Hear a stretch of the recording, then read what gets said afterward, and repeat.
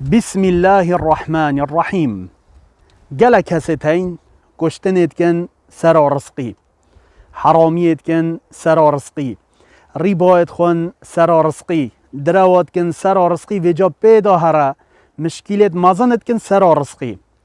بله مروف باوردار دم هزرا خو و به حدیثا هنه بکد یا پیغمبری علیه الصلاة والسلام بگومان او چجا حیله ات رزقی دانا کد، شولی دانا کد.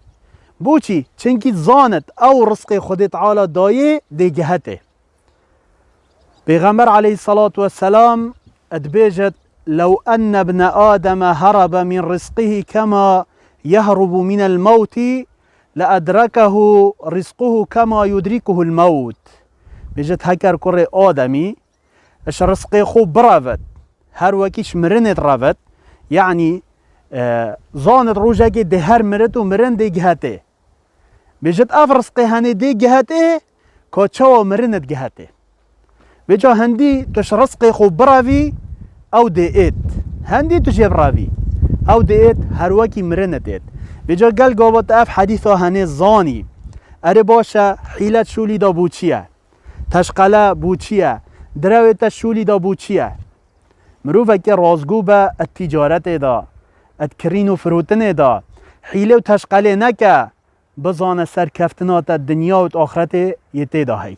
بجا مروفه بسرمان رازگو بد هر وصا وی شول حرام بدست خوبه نینت، هکر شولک حرام تد کی افروکش بر خود تعالی ترک بکه و بهله. چنکی اف رزق خود تعالی بوتا نویسی بگنه نائد صبر کش به بهنا خوفره که حتی خود تعالی بدته. یا رب العالمین ام دعاشتت کن تو رزق ما زیده کی و تو المنه کی ام ریکت خلط بکار بینم بودست و اینانا رزقی.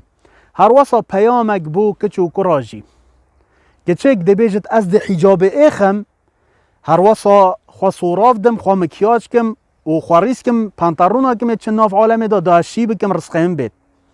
رزق تهو صناعت اف حدیثا هنه بزانه شیکرنا تجی رزقه قدر خود تعالی نه.